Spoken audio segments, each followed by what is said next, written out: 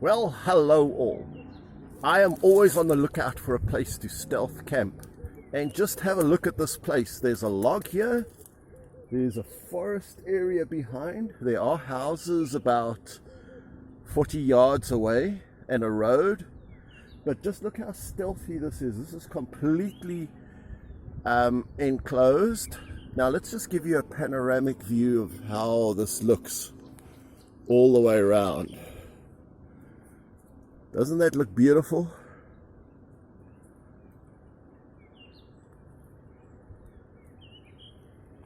And there we're back to our log. And what I'm thinking is the only thing we need to do is to place a whole lot of branches here to create a kind of a mattress. And then we could stealth camp here tonight or whenever. So I'm going to cut down a whole lot of branches, chuck them here, so that it creates a nice springy mattress, and then come sunset it'd be a great place to stealth camp.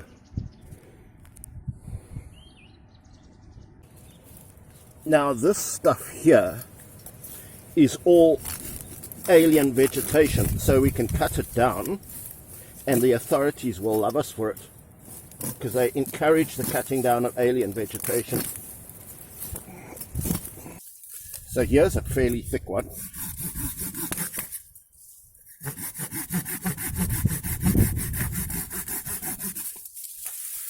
Easy peasy, even easier almost with the thicker branches than with the thinner ones.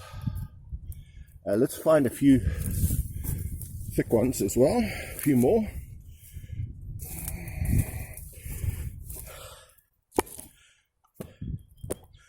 Okay, so here is a thick branch. Now I'm going to pretend I'm Taylor Swift. I'm just going to hold the saw with my thumb and 3 fingers.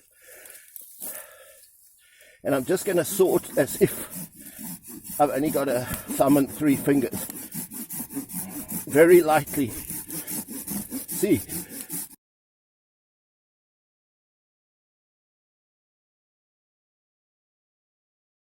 So now we're going to take all this bedding and let's just go and chuck it where we want to sleep.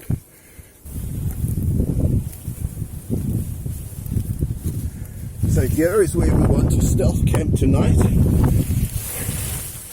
And there's our bed in the making.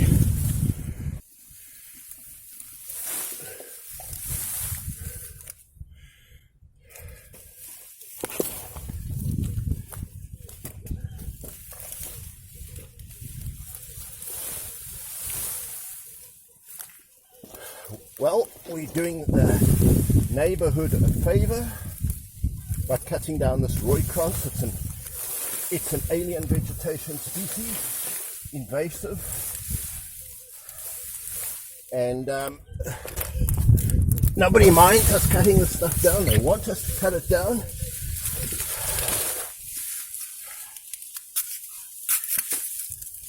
So all we have to do now, organize this into a bed. I think we've got a bed almost. My philosophy on stealth camping is one mustn't do more work than is necessary. So now all we need is a top over here. A sprung mattress, a memory foam mattress.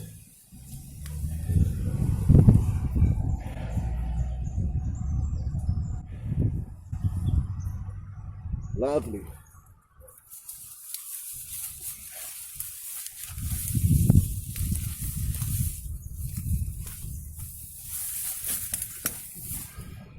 Right, so here is our stealth camping place. A few people walk their dogs over there, but quite far away. We're hidden behind a log.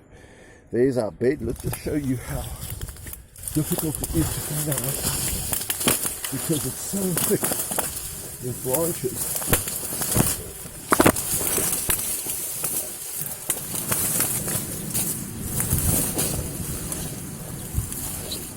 And that is the way out. Very hard to see, very hard to find.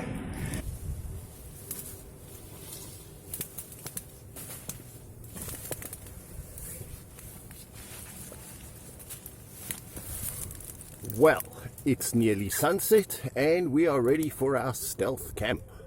So, let's have a look what we've got.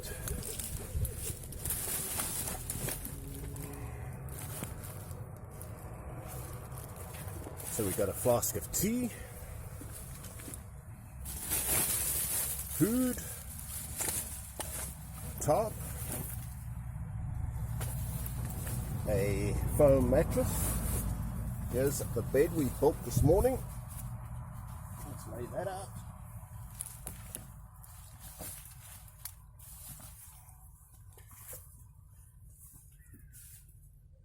Now, if it was going to rain, let me show you how I would arrange this top.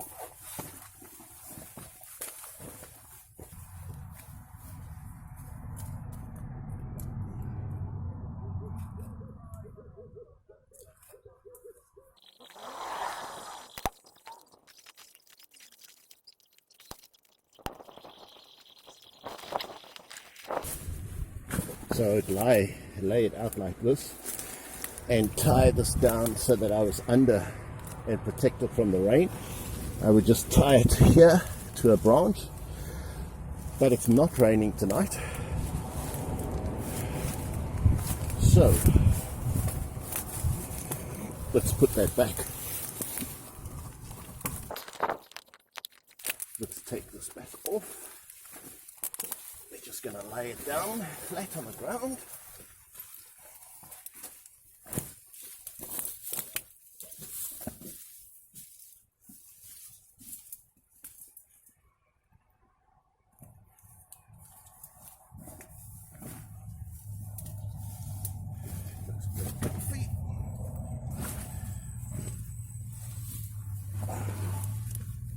Very nice.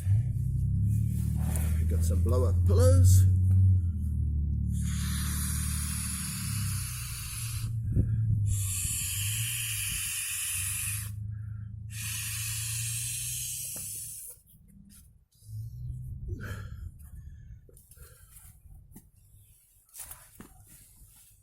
Lovely.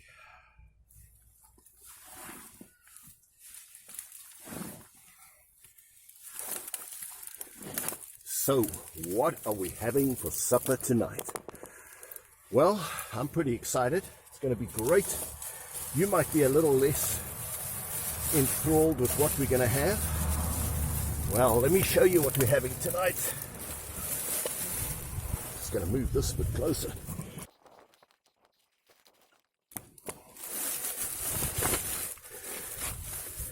Now, you wouldn't be impressed with this, but I am. We've got a plate, and we've got, it's not just toast. This is dehydrated toast. I cooked it in the air fryer. You could cook it in a toaster.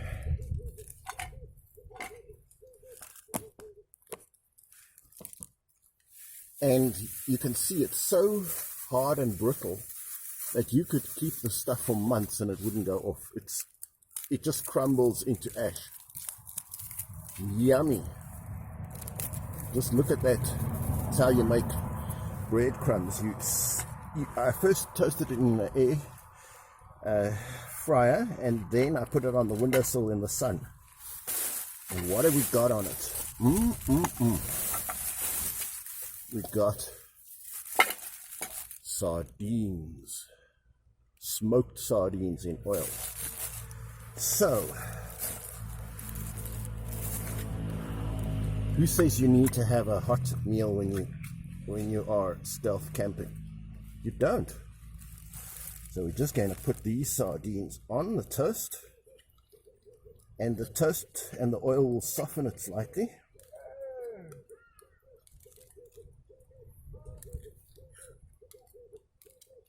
Yum. Yum, yum.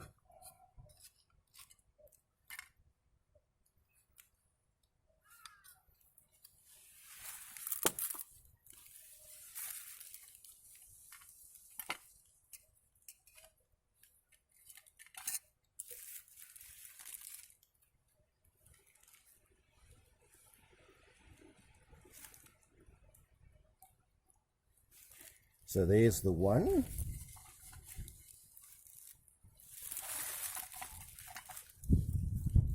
There's the second. Here's our third.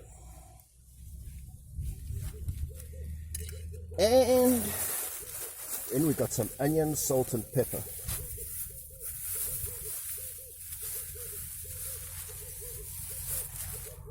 To spritz it up a bit.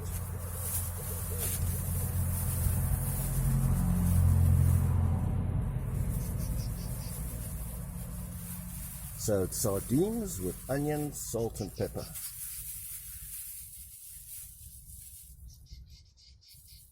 It's gonna be delicious.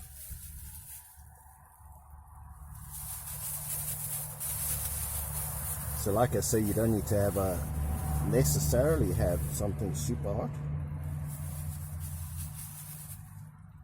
So there's that. We've got some wine. Cheers.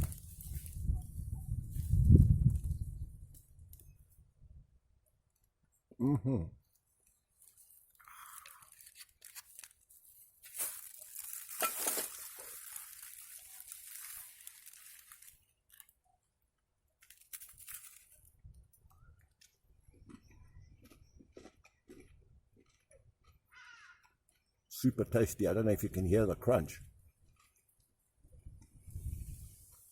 Smoked sardines on dehydrated toast. But it's not a meal you can rush.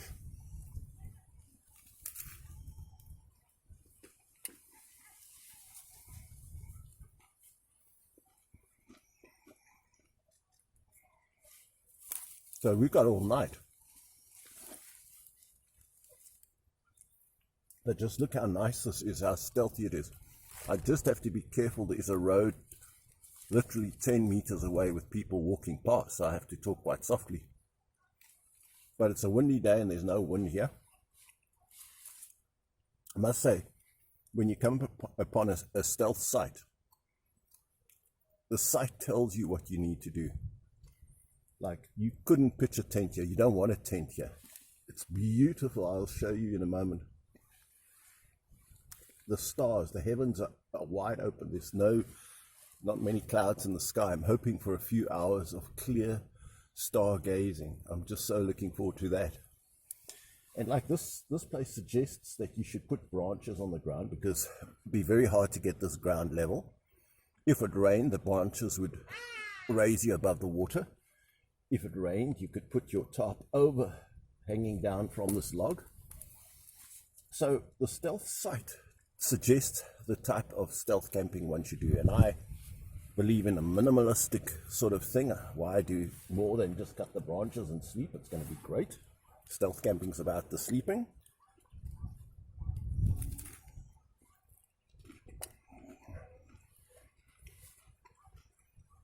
And a colleague of mine said, but what if a cobra comes upon you and bites you? And I said to her, there's as much chance of a werewolf coming and biting me as there's a cobra. I mean, we do have cobras, but hey man, why would they want to come and bite?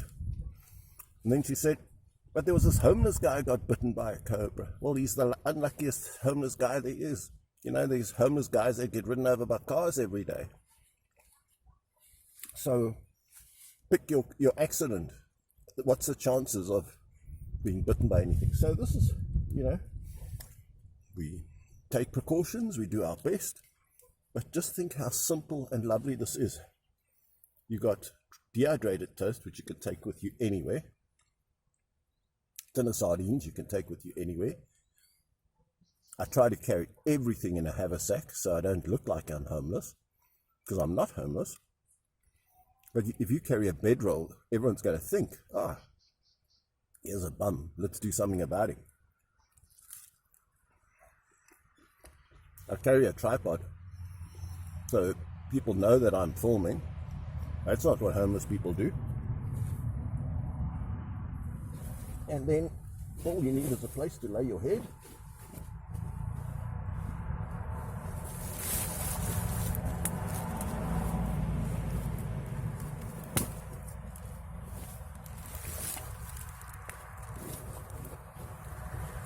and have a good night's sleep.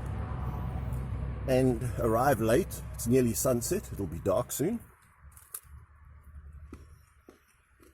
And leave before sunrise, and then you're not bothering anybody.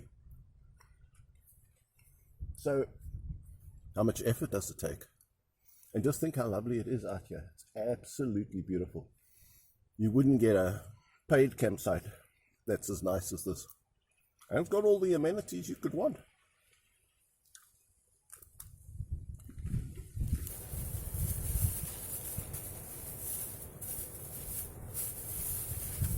Well, for dessert,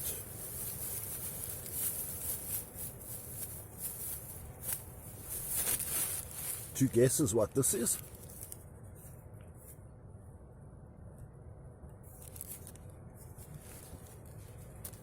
These are strips of apple which I dried in the sun on the windowsill. Yum, yum. Again, a perfect stealth camping food. And again, no cooking.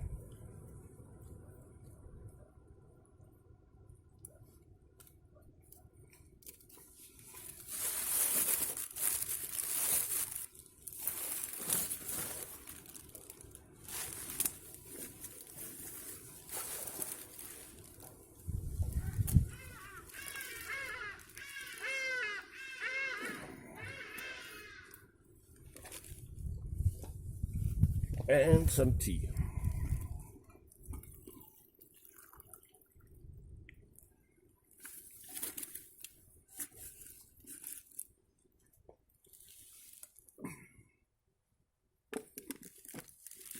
We don't want to make tea here because we're surrounded by bush. Last thing we want is a fire. It's easier to make it at home. No mucking around here. But just think how simple life can be, folks. This was a really filling meal. In fact, I've still got one whole slice which I'm saving of sardines on toast, which I'm saving for later.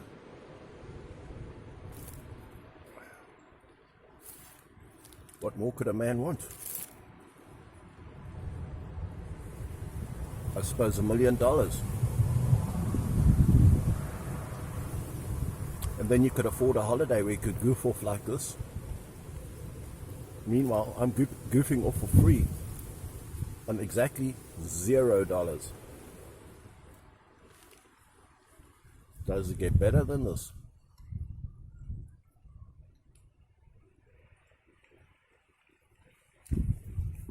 Those dried apples were nice.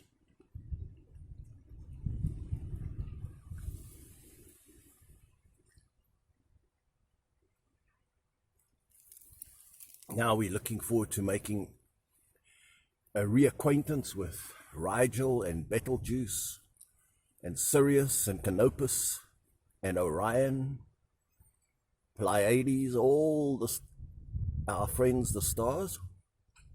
Well, if the night is dark enough, we may see a satellite or two. Wow, the moon's only going to rise at about 2 hours after sunset. And if the sky is clear, we may even get to see satellites. I get so excited by looking up at the sky and seeing satellites. The last time I stealth camped, I saw 6 satellites through a small area canopy in the forest in about an hour. And now we got this is almost open sky here. Just have a look how nice this is. I'm going to point the camera up. Look.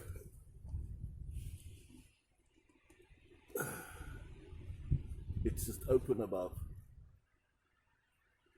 So I've always wanted to stealth camp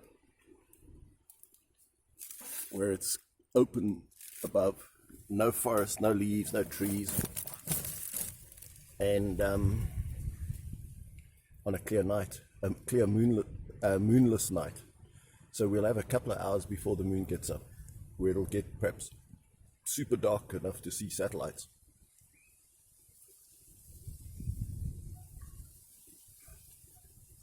And I get more pleasure out of seeing a satellite than out of watching many a TV program. Now, I've been watching Alone, season 8. Oh my, was that interesting. because I love to hear the psychology of people who are alone for, in this case, 74 days. And they start out, I'll never give up. I owe it to my family never to give up. There's $500,000 at stake. And I love to hear over time, oh, my family's no good if I injure myself. I love my family more than anything else. Money's not that important. I owe it to my family to go home without injuring myself. I've realized that this money is not important. I just love to hear that. And the family are just thinking, stay there for one more week and win the $500,000. And I just love to hear how the mindset changes. And I do have a genuine interest in people being alone because I think, I mean, it's an interesting thing how some people can be alone and some people can't. I mean, they're only alone for 75 days. What are these people in prison, perhaps solitary confinement for years? How on earth do they survive? There's no hope there. At least on alone, you're only there for a limited time, 75 days, maybe 100 at the most. You've got the ability, you've got all interesting things, beautiful scenery, and yet you can't stand it, being alone. I mean, it's one thing to have a medical emergency and tap out, but many people just give up. And I guess I'm also interested to know how I would fare when I'm alone. And I think the people who say, I'm going to determine how I feel even before I go, I think that would be my strategy. I'm going to enjoy it. I'm not going to feel alone. I'm not going to dwell on family and this and that and the other. I don't know. But that's how I say, this is why I'm interested in stealth camping alone, to see how it feels just being alone in different circumstances. Here, not far from a road, but hidden, slightly different, whole sky to see, fantastic, perfectly adequate meal, tea. I mean, I cannot think of anything more that I would want. And if I want to read, I've got some books on my smartphone, which is taking this video. So I suppose people on alone can't read, I guess. They could write a book. I suppose you've got to find ways to occupy yourself. They whittle things. Yeah. Anyway, as I say, alone is fairly slow moving, and I like it because of the psychology. These people talk to the camera like I'm doing all the time, and they just spill their guts, and they tell their innermost, why they feel this, that, and the other. And that's what I'm interested in, so that's why I guess it is such an interesting series. But I've watched Naked and Afraid. I think that's very interesting. The Island, all these survival programs, man, interesting. Well, I love the stealth camping because it's so minimalistic how much a person actually needs to be happy. And all you need during the night is a place to park your body to sleep. So arrive just before the sun sets, so you can see what you're doing, muck around in the dark, and leave just before sunrise. And then during the day, you're not stealth camping. You can go anywhere you like, and nobody can accuse you of anything because you're just another pedestrian doing whatever you're doing. So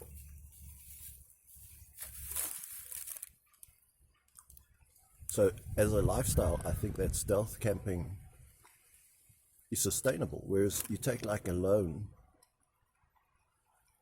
man, they just can't wait to leave season 8. And they're just counting the milliseconds, the nanoseconds before they can get home and back to their children.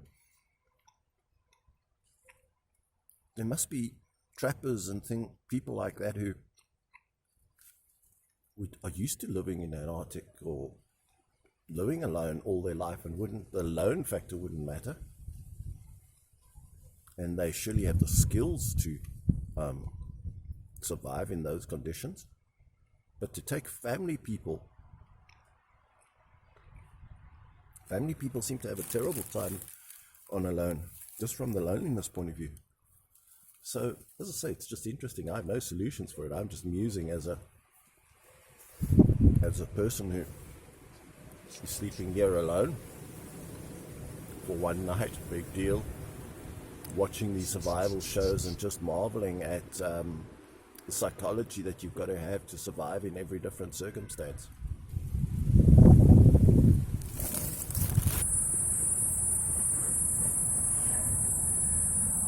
Well, before it gets too dark, I'm going to say goodnight, and then I'm going to lie and watch the stars. Good night, y'all.